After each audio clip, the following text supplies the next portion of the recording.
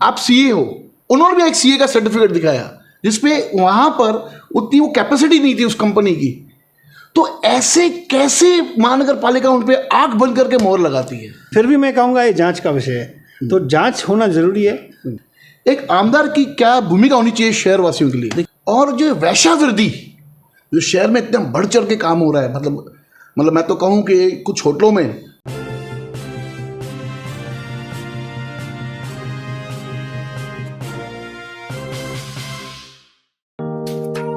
Neeraj Vinod Burani's Spacecraft Interiors. Your space, our craft. Experienced and professional team. No hidden charges. Luxurious designs. Follow us on Instagram. Spacecraft Interiors. Your space, our craft. Crystal Finance by Ajit Makijani. One-stop solution for all your loan requirements. Asan, convenient or effortless. We have tie-ups with all major banks and NBFCs. Business loan, mortgage loan, overdraft and cash credit facility. Instant approval, minimum interest rate and processing fees. Doorstep loan process. Call us today. Crystal Finance by Ajit Makijani. 9011 280000. आज लेते हैं एक मुलाकात मोती लुधवानी जी के साथ। अभी हाल ही में कुछ बदलाव आए हैं। एक बात मुझे समझ में नहीं आई, जो आपने मेरे चैनल पे मुद्दे उठाए 42 करोड़ का घोटाला, उसके बाद भारतीय जनता पार्टी के अध्यक्ष ने प्रदीप रामचंद्रानी ने इसी विषय के ऊपर एक प्रेस कॉन्फ्रेंस किया था। आप कहते हैं कि कोई मेरा पॉलिटिकल दोस्त नहीं है, न किसी से दोस्ताना है, तो जो आपने कहा हूबहू मिलता जुलता आगे पीछे चेंजेस करते प्रदीप रामचंद्रानी ने भी उसी इशू को उठा के और प्रेस कॉन्फ्रेंस किया। ये दोस्ताना कब से आपका? क्या कहेंगे इस विषय के ऊपर? देखिए, जो कॉमन था वो प्रदीप रामचंद्रानी ने जो मुद्दा उठाया था, और हम आपके चैनल पे हम लगभग लास्ट 6 महीने साल से हम लोग जो बोल रहे हैं, ये सब मुद्दे की दोस्ताने हैं। जो सब्जेक्ट है वो कॉमन है, वो सबको कोई छुपा नहीं है। टेंडरिंग फिक्सिंग यूएमसी में होती है, ये सबको पता है। टेंडरिंग फिक्सिंग में कुछ नेता शामिल हैं जिनका नाम प्रदीप रामचंद्रानी ने लिया था प्रेस कॉन्फ्रेंस में। अभी वो बात फिलहाल बैकसीट पे चली गई है। और टेंडरिंग फिक्सिंग में अधिकारी शामिल हैं। तो ये जो टेंडरिंग फिक्सिंग होती है, इसमें कुछ ठेकेदार, कुछ नेता, कुछ अधिकारी शामिल होते हैं। तो ये मुद्दा था जो बाय चांस कोइंसिडेंस से प्रदीप रामचंद्रानी को भी किसी कारण लेना पड़ा। तो मैं तो लगभग इस मुद्दे पे 1-2 साल से लगभग बात कर रहा हूँ। करीबन 2 साल से? लगभग 2 साल से। तो क्या आपने चेंजेस क्या देखी अभी? हाँ, तो अभी मैं आपसे शेयर करना चाहता हूँ। जैसे आपने लगभग अक्टूबर नवंबर से 42 करोड़ का मुद्दा आपने लिया था, जिसमें हमने कुछ नाम डिसाइड किए थे एडवांस में। हमको पता था कि टेंडर किसको मिलने वाले हैं, और लकीली तीनों नाम वही निकले। आज की तारीख में जो 3 टेंडर हैं, तीनों एक व्यक्ति को जो 2 टेंडर किया था, आपने पता नहीं क्या उस लिफाफे से जिनका भूत निकाल दिया, तो वो टेंडर निकल के जिसका नाम अपने उसको ही चला गया। तो इसीलिए झगड़ा खत्म हुआ। झगड़ा इसीलिए हुआ पूछा ना कि कैसे दोस्ताना है आपकी, प्रदीप की और आपकी? देखिए बात ऐसी है, जो मैटर कॉमन था वो सब्जेक्ट था टेंडरिंग फिक्सिंग। सब्जेक्ट था कि यूएमसी में भ्रष्टाचार कैसे होता है। तो for a change first time मैंने देखा कि किसी नेता ने भी भ्रष्टाचार के खिलाफ आवाज़ उठाया। बस यही कॉमन बात थी। तो अभी हाल ही में हमने अजीत माखीजानी जी का इंटरव्यू किया। हाँ जी। उन्होंने भी बड़े बड़े खुलासे किए। हाँ जी।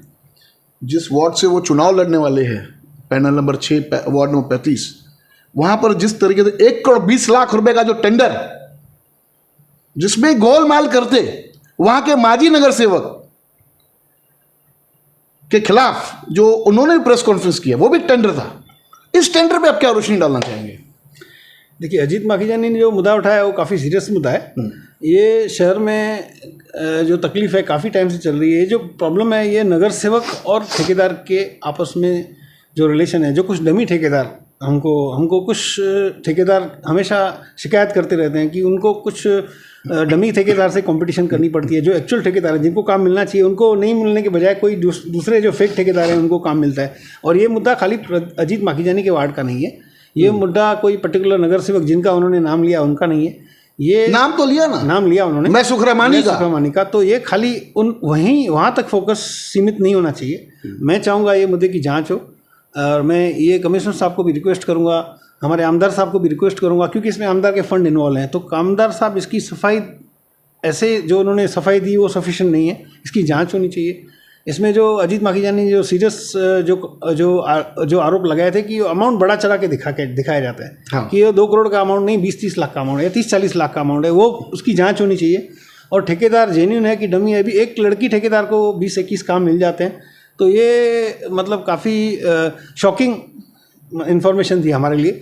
तो ये किस किस के साथ ऐसा होता है, और कौन से वार्ड में पैनल में ऐसा होता है, और कौन से नगर सेवक ऐसे काम करते हैं, इसकी जांच होनी चाहिए, वो कामों की जांच होनी चाहिए। ये इसमें आमदार को अपना रोल निभाना चाहिए, क्योंकि आमदार के फंड आए थे। और कमिश्नर साहब का इसमें सबसे बड़ा रोल है, क्योंकि ये टेंडरिंग इन्होंने बताया था कि टेंडरिंग होती है, क्योंकि हमको ये टेंडरिंग दिखी नहीं। ये टेंडरिंग नहीं, ऐसे लगता है आपको कि जो कंपनी एलिजिबल नहीं है, जब आपने काफ़ी वर्किंग की इस टेंडर्स के ऊपर, जो कंपनी एलिजिबल ही नहीं है, लाइफ स्पार्क कंपनी जिनका अजीत माखीजानी जी ने उल्लेख किया, अब वो कंपनी एलिजिबल ही नहीं है। आप सीए हो, उन्होंने भी एक सीए का सर्टिफिकेट दिखाया जिसपे वहां पर उतनी वो कैपेसिटी नहीं थी उस कंपनी की।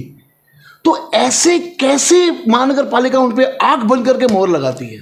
देखिए, टेंडरिंग के कुछ रूल्स होते हैं, जैसे ऑनलाइन टेंडरिंग, ई टेंडरिंग के कुछ रूल्स होते हैं, और ये मैनुअल टेंडरिंग से हुआ है। जो अजीत माखीजानी जो टेंडरिंग की बात करते हैं वो मैनुअल टेंडरिंग हुआ है। उसके जो रूल्स होते हैं, ये हमको देखना है कि ये रूल्स फॉलो हुए कि नहीं है। हाँ। क्या यूएमसी ने वो टेंडरिंग की जो प्रक्रिया होती है, उनको न्यूज़पेपर में देना होता है, उनको अपने वेबसाइट पे लगाना होता है, या उनको नोटिस बोर्ड पे लगाना होता है, उसके बाद बिडिंग होती है। लेकिन इसमें कुछ बिडिंग दिख नहीं रही है। एक ही आदमी को 20-21 यानी कहीं ना कहीं खुले तौर पे यहाँ पे भ्रष्टाचार की हल्की सी बू आ रही है। देखिए, ये उल्टा लग रहा है। जैसे मैंने बताया था कि हमारे जो छोटे छोटे काम मिला के बड़ा टेंडर बनाया जाता है, इसमें बड़े बड़े काम को काट के छोटा टेंडर किया गया है, कि जैसे मैनुअल उल्टा किया गया है, ऐसा दिख रहा है प्रीमा फेसी। फिर भी मैं कहूँगा ये जांच का विषय है, तो जांच होना जरूरी है। ये काम सभी वार्डों में जांच होनी चाहिए। मेरी ये मांग रहेगी कि जो भ्रष्टाचार, अलग अलग भ्रष्टाचार होते हैं, जैसे 1 रुपये को 10 रुपया दिखाना, ये भ्रष्टाचार होता है। 10 रुपये के काम को 100 रुपया दिखाना, ये भ्रष्टाचार होता है। टेंडरिंग फिक्सिंग, ये भ्रष्टाचार होता है। टेंडरिंग में कंडीशंस, जो अभी लास्ट जो सब्जेक्ट हम डिस्कस करने वाले हैं, कि टेंडरिंग कंडीशन में भी ठेकेदार फिक्सिंग करवाते हैं, चेंजेस करवाते हैं, ये अलग का भ्रष्टाचार है। ये जो नगर सेवक का भ्रष्टाचार फंड थे, तो आमदार रेवड़ियाँ बांट रहे हैं क्या फंड को? मतलब फंड को रेवड़ियाँ समझ के बांट रहे हैं, समझ नहीं आप आमदार से कुछ देख ही नहीं रहे हैं। अरे भैया, ये पैसा आमदार का नहीं है, पब्लिक का पैसा है। बिल्कुल, आप एक काम कीजिए, आप कल जाके आमदार से 2 या 5 लाख का रिक्वेस्ट करके दिखाइए। किस चीज़ का? कोई भी आपको फंड पास कराना है, 2 या 5 लाख आप रिक्वेस्ट करके दिखाइए। देखिए कितनी तकलीफ होती है। मतलब किस प्रकार की तकलीफ होगी? आप आमदार से अगर कोई फंड पास करवाएंगे, यूएमसी के थ्रू कोई काम करवाएंगे, आपको 2-5 लाख कराने के लिए आपको 6 महीने लग जाएंगे, और यहाँ पे 2 करोड़ के फंड मिल जाते हैं। तो ये चीज़ जो है, ये चीज़ अपने आप नहीं हो रही है, ये जांच का विषय है। इसमें सबसे बड़ा रोल आमदार का है, इसमें यूएमसी कमिश्नर का रोल है, और उसमें कुछ रूल्स बने हुए हैं। आमदार का एक्चुअली जो आज तो वही पोर्टफोलियो पे है, अभी सभी जो नगर सेवक वो माजी है, और कुछ तो हमेशा के लिए माजी रहेंगे, क्योंकि उन्होंने काम ही ऐसा किया है, सिवाय भ्रष्टाचार को कुछ किया नहीं है। ठीक है, एक आमदार की क्या भूमिका होनी चाहिए शहर वासियों के लिए? देखिए, आमदार जिम्मेदार इंसान है। हमारा एक कॉन्स्टिट्यूशन पद है जो पब्लिक के वोट से आता है। हमारा उल्लासनगर शहर है, 8-9 लाख की पब्लिक है। 8-9 लाख की पब्लिक में एक इंसान चुन के पब्लिक के वोट से असेंबली में जाता है, जो हमारी आवाज़ वहाँ पे रखने के लिए है।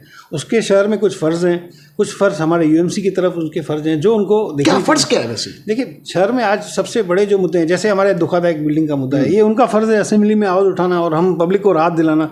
बहुत सारे काम आमदार को करने चाहिए।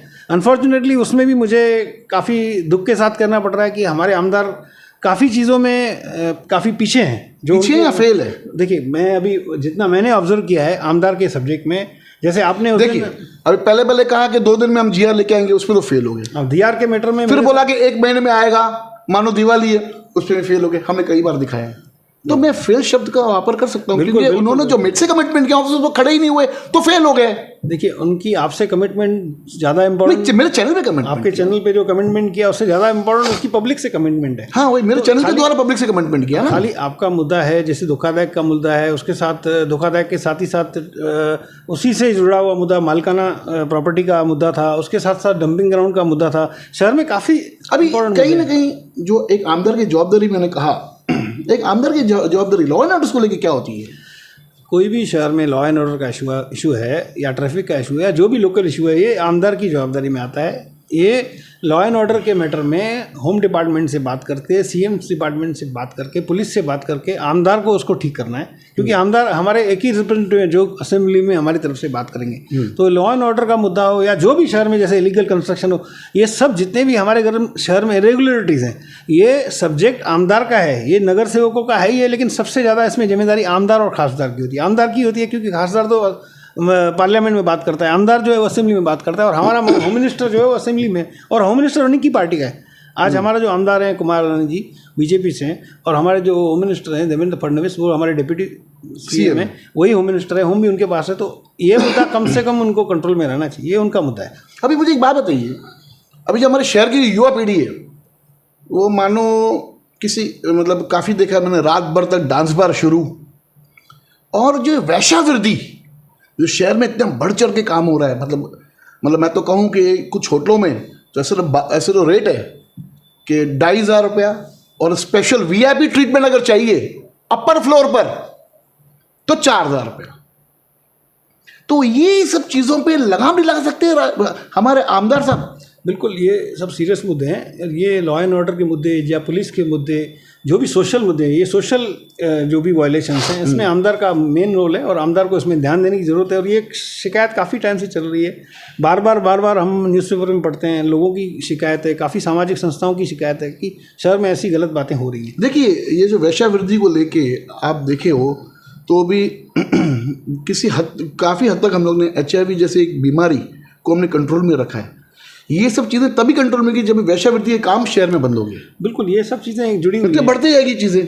जितनी भी एंटी सोशल एक्ट्स शहर में हो रही हैं, उसमें ड्रग्स भी हो गया, वेश्यावृत्ति हो गई, या डांस बार हो गए, या लॉ एंड ऑर्डर हो गया, ये सब एक दूसरे से जुड़े हुए मुद्दे हैं। सब law and order home ministry के मुद्दे हैं, और इस मुद्दे में जो सबसे ज़्यादा जिम्मेदारी है हमारे शहर की, वो हमारे आमदार की है।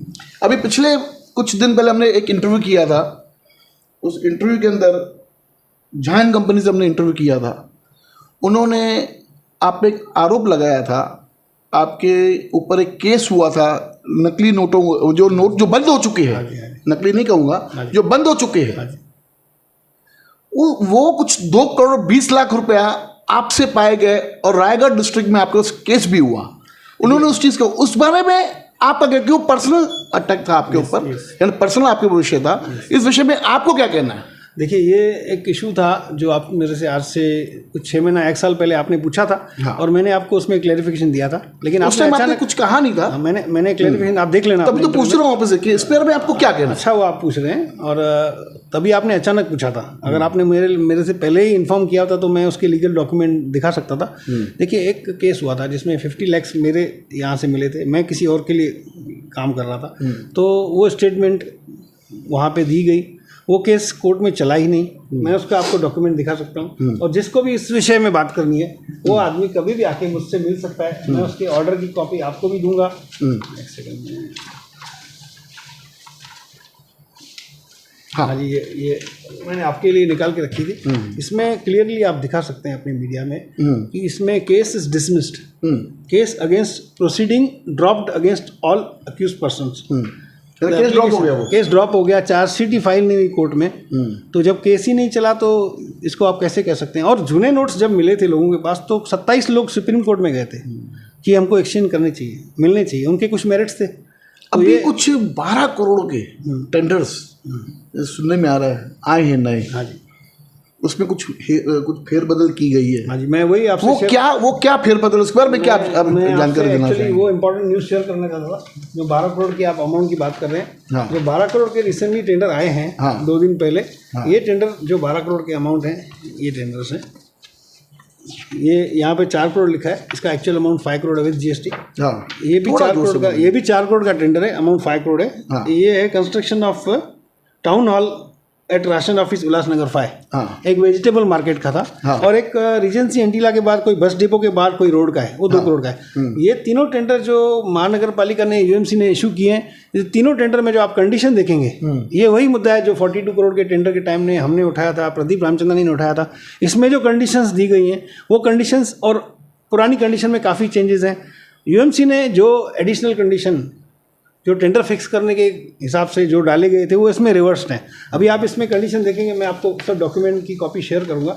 इसमें जब कंडीशन आप चेक करेंगे, ये कंडीशंस हैं ओनरशिप की। इसमें जो प्लांट साइज दी गई थी लास्ट टाइम 30 से बढ़ा के 60 क्यूबिक मीटर पर आवर की साइज़ दी गई थी टेंडरिंग में, जो आज वापस सीएमसी ने उसको घटा के वापस बैक टू ओल्ड 30 साइज़ कर दी। तो ये रास्ता उन्होंने खोला है मीडियम ठेकेदारों के लिए, जिसकी प्लांट साइज़ 60 नहीं थी, 30 थी, आज वो अप्लाई कर सकते हैं। और मेजॉरिटी इक्विपमेंट्स इसमें हायर्ड अलाउड है, जो पहले के टेंडर में सब कंपलसरी ओनरशिप पे होते थे। तो ये यूएमसी आज तक पीडब्ल्यूडी जीआर फॉलो नहीं करती थी। हमारे पास पीडब्ल्यूडी का जीआर है, ये पीडब्ल्यूडी का एक जीआर है 2018 का। इसके हिसाब से कोई भी इंस्ट्रूमेंट ज़रूरी नहीं ओनरशिप पे हो, हायर होना चाहिए। वो ये टेंडर में फर्स्ट टाइम यूएमसी में एग्री किया है। तो मैं ये कहूँगा, इसमें धन्यवाद देना चाहूँगा हमारे कमिश्नर साहब का यूएमसी का, कि इन्होंने जो रास्ता बंद हुआ था छोटे ठेकेदार मीडियम ठेकेदार उनके लिए रास्ता खोला है। हमारी शिकायतें दो थी। पहली शिकायत ये थी ओनरशिप की, और 60 प्लांट साइज़ की थी, जो किसी के पास नहीं है, कम लोगों के पास है। और दूसरी शिकायत क्लबिंग की थी। उसमें भी हमारी लड़ाई जारी रहेगी, जो छोटे ठेकेदारों के लिए, जो छोटे टेंडर में क्लब करके बड़े किए जाते हैं, छोटे जो ठेकेदार है उनके लिए संजीवनी का काम करेगा। ये उनको काफ़ी हेल्प करेगा। इसमें आज भी मेरी जानकारी के हिसाब से इसमें आरएमसी प्लान की भी ज़रूरत नहीं होनी चाहिए, क्योंकि ये सिविल काम है। सिविल बिल्डिंग बनती है तो कोई भी आदमी बिल्डर बिल्डिंग बनाता है, तो बिल्डर को आरएमसी प्लान की ज़रूरत ही नहीं है। ये आरएमसी प्लान रोड के लिए, ये तीनों बिल्डिंग का काम है। इसमें एक 2 करोड़ का रोड है, बाकी एक वेजिटेबल मार्केट, एक बिल्डिंग है जो सिविल वर्क है, उसके अलावा दूसरा टाउन हॉल जो है 5 नंबर में, वो भी बिल्डिंग है। ये दोनों में कोई भी आरएमसी प्लान की ज़रूरत नहीं है। लेकिन मोस्टली यूएमसी को बात देर से समझ में आती है। जब हम रिक्वेस्ट करते हैं, लास्ट टाइम प्रदीप रंजन ने भी रिक्वेस्ट की थी, तो ये बात यूएमसी ने नेक्स्ट टेंडर में रेक्टिफाई की। तो मैं यूएमसी को दे रहा है, दुरुस्त है। फिर भी धन्यवाद तो देना ही है। कमिश्नर साहब आपको धन्यवाद। हाँ जी।